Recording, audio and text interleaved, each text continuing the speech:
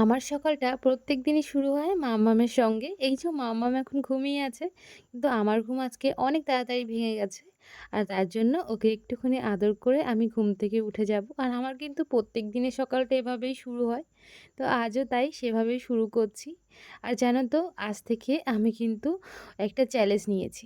তো এই যে সকাল, সকাল ঘুম থেকে উঠেছি আর ঘুমটা কিন্তু আমার এমনি ভাঙিনি।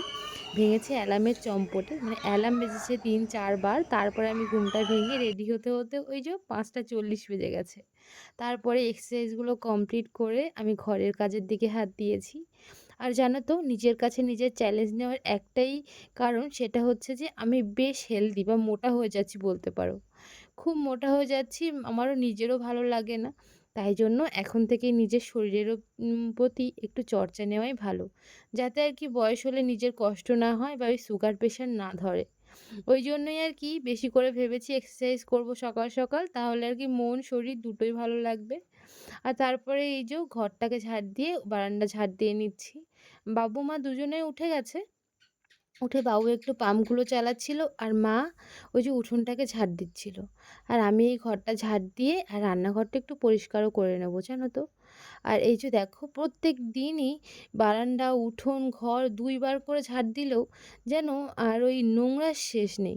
কত যে ঝুল, কত নোংরা যে ঘরে কি করে আসে বুঝি না বাপু। তো ওই যে ঘরটা ঝাড় দেওয়া হয়ে গেছে আর এখন চলে এসেছি রান্নাঘরটাকে ভালো করে মুছে নিতে। রান্নাঘরও ঝাড় দেওয়া হয়ে গেছে, শুধু মুছে নিলে হবে। আর যেহেতু আমরা সকালবেলায় উঠেই আগে ৭:৩০ মধ্যে চাটা খাওয়া হয়, তাই জন্য কিন্তু ভোর, ভোর আমাদের আগে রান্নাঘরটাই পরিষ্কার করতে হয়। আর রান্নাঘর পরিষ্কার না করে চা করে খেতেও মন লাগে না। তো দিদি আসবে সেই ৮টা বা ৮:৩০, ততক্ষণ বসে থাকলে আমাদের আর বাবু আর মায়ের চা খাওয়াই হবে না। তো তাই জন্যই আমিই প্রত্যেকদিন পরিষ্কার করে নিই আর তারপরে চাটা আমরা খাই। তো চলো আমি গৌরী, তোমরা সবাই কেমন আছো? আশা করছি তোমরা যে যেখান থেকে ভিডিওটা দেখছো অনেক ভালো আছো আর সুস্থ আছো। আর তোমাদের আশীর্বাদ আর ভালোবাসায় আমরাও অনেক ভালো আছি আর সুস্থ আছি। তো আজ আমি সকাল থেকে ভিডিওটা করছি। তোমাদের কাছে আমার একটাই আর্জি, তোমরা আবার ভিডিওটাকে স্কিপ করে যেও না। ফুল দেখো, আশা করছি তোমাদের ভালো লাগবে। তো চলো ওই যে ওদিকে আমার তো রান্নাঘরটা মোছা হয়ে গেছিলো, তারপরে রান্নাঘরের নিচটাও মুছে নিয়ে আর এখন এই যে পটিটা মুছে নিচ্ছি। এদিকে বাবু কিছু ফুল তুলছিল, ততক্ষণে আমারও এই যে বাড়ির যে বাসি কাজগুলো সেগুলো আমি সেরে নিয়ে চলে এসেছি ব্রাশটা নিয়ে আর একেবারে স্নান করতে যাব। মাম্মামও ঘুম থেকে উঠে গেছে আর এই যে ওর ঠাম্মার সাথে খেলা করছে, গল্প করছে। ও করুক, ততক্ষণে কিন্তু আমি স্নান করে তারপরে চলেও এসেছিলাম।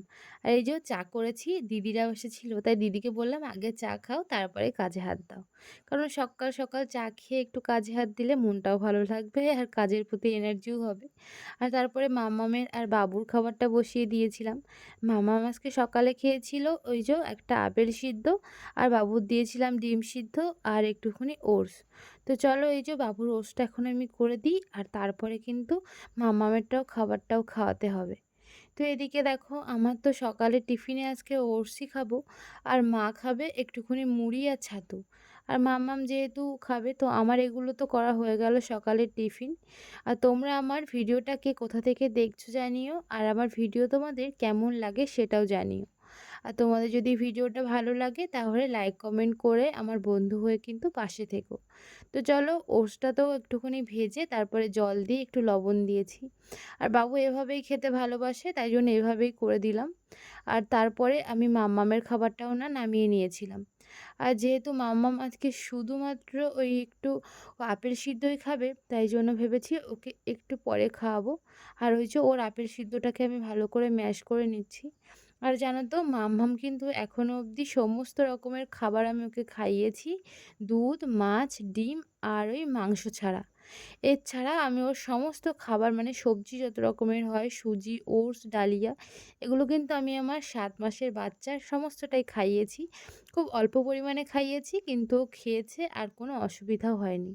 তো তোমরা যদি জানতে চাও আমি আমার বাচ্চার প্রত্যেকদিন কী খাবার খাওয়াই, কিভাবে খাওয়াই, সেটা যদি তোমরা কেউ জানতে চাও তাহলে কমেন্ট করো। আমি তোমাদেরকে অন্য কোনো একটা ভিডিওতে তোমাদেরকে জানাতে পারি। তো চলো এদিকে আমার মাম্মামের আমি খাইয়ে নিচ্ছি সকালে। আর ও কিন্তু খাওয়ার সময় এরকমভাবেই বসে, বসে খেয়ে নেয় আর আনন্দ করতে, করতেই খায়। আবার ২-১ দিন খায়ও না, তখন কিন্তু আমি অতটা আবার চিন্তাও করি না যে কেন খেলো না। আমি এইটা মনে করি যখন ওর পেটটা ভর্তি থাকবে তখন ও খাবে, খাবে না। আর যখন পেটটা ভর্তি না থাকবে তখন খাবে। আর যেহেতু ও এখন আমার ব্রেস্ট ফিডিং করে তাই আমার অতটা ভাবনা হয় না খাওয়ানোর জন্য। তো তারপরে মামামকে খাইয়ে নিলাম। আর আমি এই যে ওর জামাকাপড়গুলো সকালে কেচে দিয়েছিলাম সেগুলো এখন মেলে দিচ্ছি। আর জানো তো মাম্মামের খাওয়া, স্নান আর দুপুরের খাওয়াটা হয়ে গেলে আমার সারাদিনের একটা চিন্তাই দূর হয়ে যায়। তো তাই জন্য ওর কাজটা আগে করে তারপরে আমার অন্য কাজগুলো করতে হয় আর আমি সেটা করিও। তারপরে এই যে সকালের টিফিনে আমি খেয়েছিলাম ওটস আর একটা ডিম সিদ্ধ। আর বাবুকেও কিন্তু ওটস আর ডিম সিদ্ধই দেয়া হয়েছিল। বাবু খেয়েও নিয়েছিল। তারপর বাবু চলে গেছিল ৯:৩০ দিকে বাজারে। সেখান থেকে এই যে অনেক রকমের সবজি আর কিছু ফল এনেছিল, শসা আর কলা। কলাটা মাম্মাম খাবে আর শসাটা তো আমরা সবাই খাই। আর ২ রকমের মাছ এনেছিল। একটা হচ্ছে এই যে বড়, বড় চিংড়ি মাছটা আর একটা হচ্ছে কাটা বাচ্চা মাছ। তো মাছের নাম আমি জানি না কিন্তু একটা মাছ এনেছিল। এটা একদম হাঁড়ির মাছ জ্যান্ত সেটাই এনেছিল। তো এই যে এখন চলো চিংড়ি মাছ আর মাছটাকে ভালো করে ধুয়ে কেটে পরিষ্কার করে নিই। আর আজ না আবার রান্না করব না, তাই এই যে মাছ দুটো ভালো করে কন্টেনারে করে রেখে দেবো ফ্রিজে। আজ আমরা যাব একটা জায়গায়, তো সেখানে যাচ্ছি, তোমাদেরকে জানাবো। চলো তোমরা ফুল ভিডিওটা দেখতে থাকো, জানতেই পারবে আমরা কোথায় যাচ্ছি। আর তোমাদের সাথে কিন্তু অবশ্যই শেয়ার করব।